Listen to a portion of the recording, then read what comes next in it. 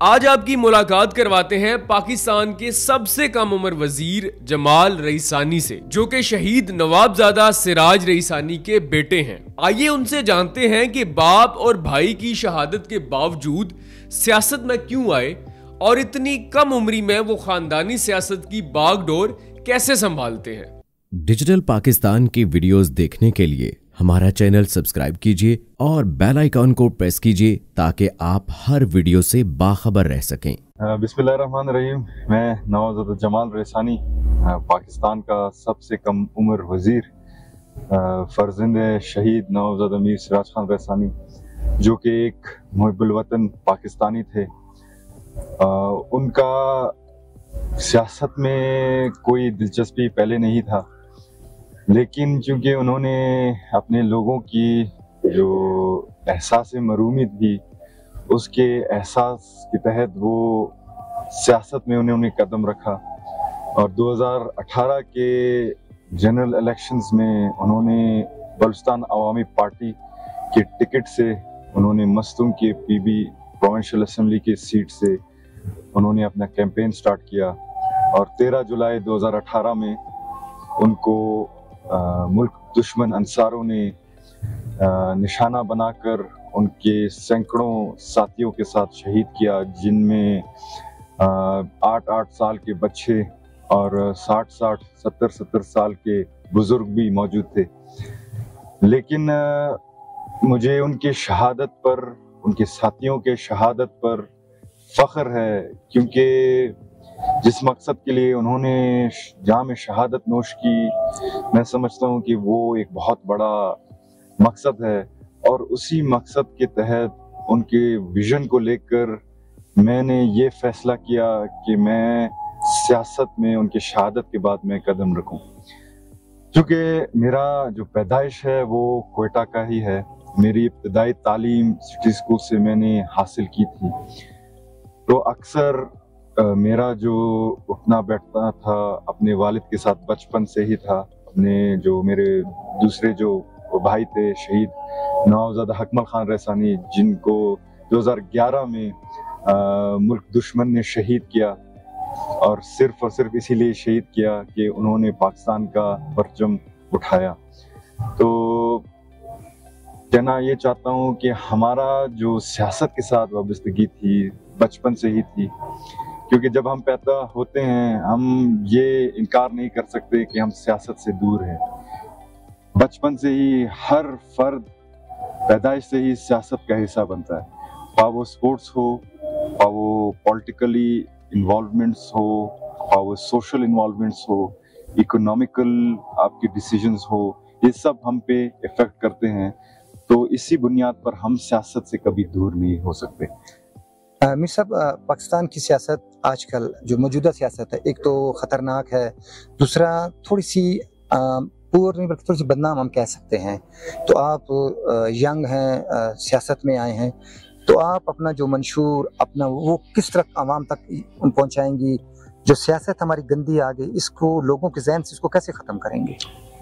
دیکھیے جی، سیاست، جب میں نے سیاست میں قدم رکھا اور میرے والد نے جو مجھے گائیڈ کی، ہم نے یہ فیصلہ کیا کہ ہم کبھی نفرت کی سیاست نہیں کریں گے، کیونکہ بلوچستان کی پسماندگی کی سب سے بڑی وجہ یہ ہے کہ ہم نفرت کی سیاست کرتے ہیں، ہم ڈویژن کی سیاست کرتے ہیں، ہم قوم پرستی کی سیاست کرتے ہیں۔ لیکن جب ہم نے یہ فیصلہ کیا کہ اگر سیاست میں آنا ہے تو اپنے لوگوں کے لیے آنا ہے، ہمیں پیٹی یا چھوٹے ذہن والی سیاست کبھی نہیں کرنی۔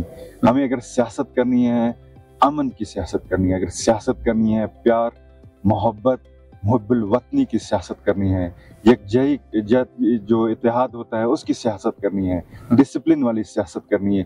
یہ نہیں کہ ہم بٹوارہ کی سیاست کریں کہ یہ رئیسانی ہے، یہ فلانا قوم ہے، اور قوموں میں بھی سیاست ہوتا ہے، تو قوموں کے یہ مطلب رئیسانی میں یہ شاخ ہے، یہ شاخ، یہ ہم کبھی یہ نہیں چاہتے کہ ہمارے جو آنے والی نسل ہیں ان کے اوپر یہ امپیکٹ پڑے کہ ہم ڈویژن کی سیاست کر رہے ہیں۔ ہم سیاست اپنے علاقے کے لیے کر رہے ہیں، اپنے گراس روٹ لیول لوگوں کے لیے کر رہے ہیں، اور اپنے لوگوں کی جو جتنے بھی ان کی رائٹس ہیں، بیسک رائٹس ہیں، خواہ وہ تعلیمی رائٹس ہوں، خواہ وہ ہیلتھ کے حساب سے ہو، تاکہ اسپورٹس کے حساب سے ہو، ہم ان کی سیاست کر رہے ہیں.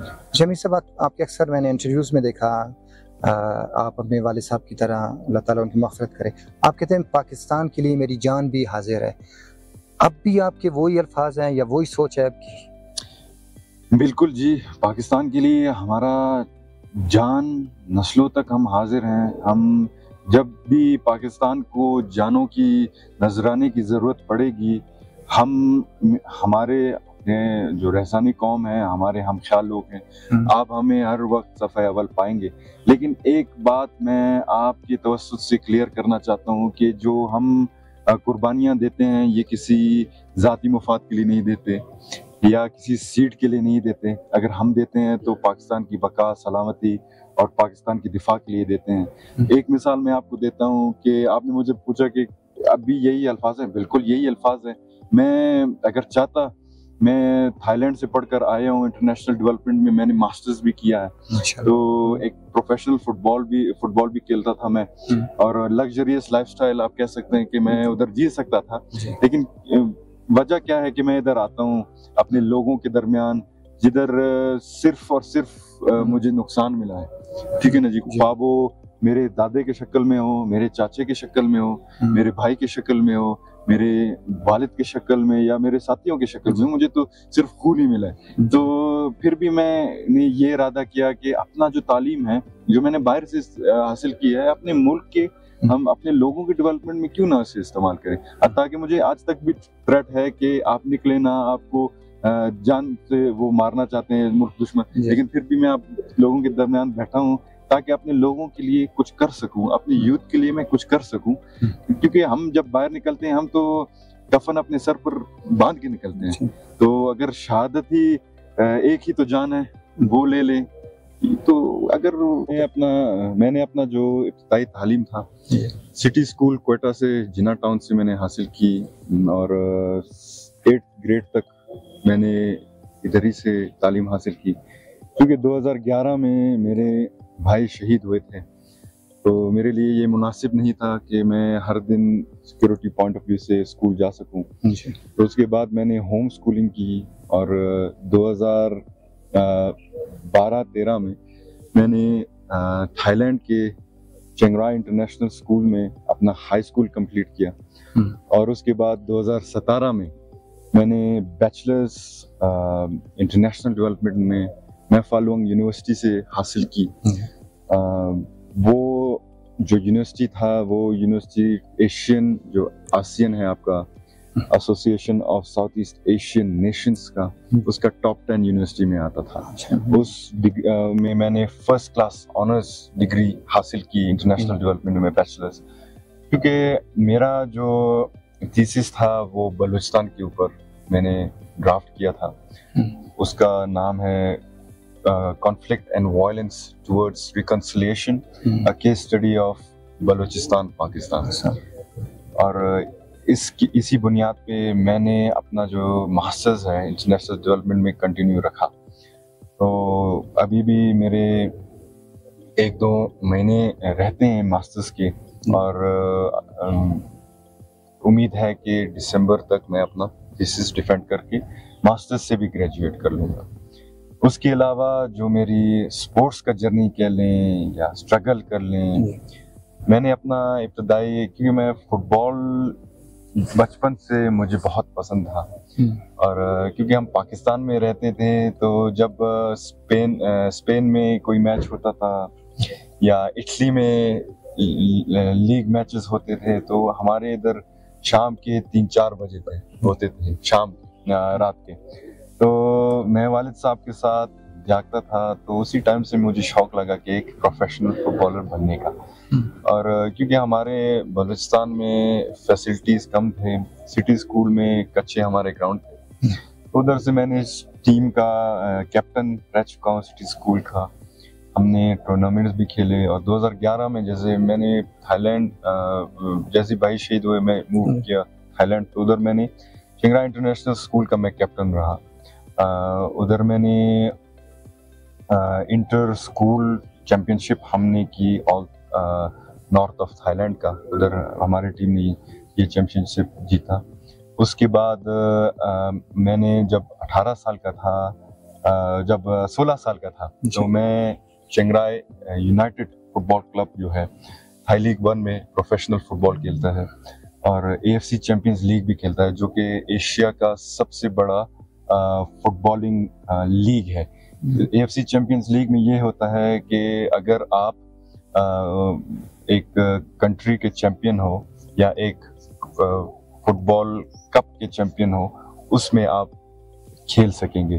तो उससे मुराद ये है कि हर मुल्क से, जो कि आपके जापान, चाइना, साउथ कोरिया और आपके ऑस्ट्रेलिया, क्योंकि एशियन है तो हमारा जो डायनेमिक है वो डेमोग्राफिक्स बहुत लंबा है, तो हमने AFC को 2 उसमें बंटवारा किया है, ईस्ट है और वेस्ट। ईस्ट जोन में हम आते हैं, तो इन्हीं ममालिक की चैंपियंस खेलते हैं।